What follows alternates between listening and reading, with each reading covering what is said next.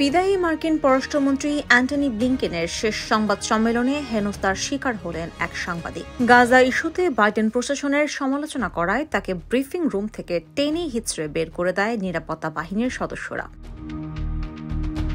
বৃহস্পতিবার শেষ সংবাদ সম্মেলনে অংশ নেন বিদায়ী মার্কিন প্রশাসনের পররাষ্ট্রমন্ত্রী ব্লিংকেন। এদিন গাজা ইস্যুতে সাংবাদিকদের একের পর এক তীক্ষ্ণ প্রশ্নবাণে বিদ্ধ হন তিনি। এক পর্যায়ে গাজা নিয়ে বাইডেন প্রশাসনের সমালোচনা করেন স্যাম হুসেইনি নামের এক সাংবাদিক। মুহূর্তেই সবার সামনে থেকেই জোর করে তাকে বের করে নিয়ে যায় নিরাপত্তারক্ষীরা।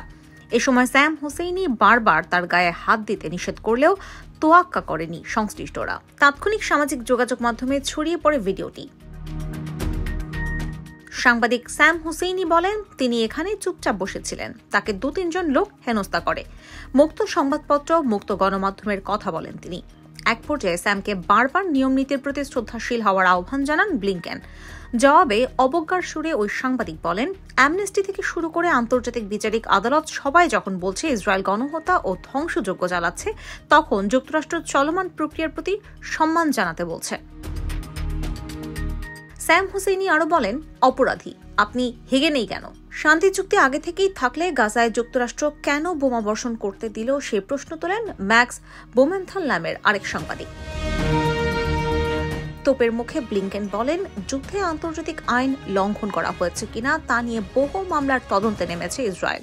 তাদের নিজস্ব প্রক্রিয়া আছে, আইন আছে জানিয়ে ইসরায়েলের সাফাই গান Blinken.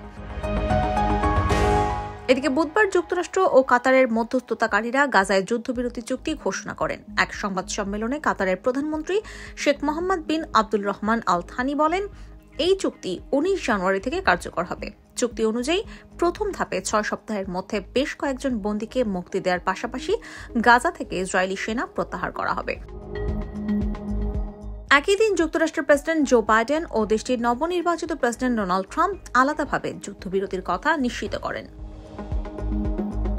IPTV USA, New York.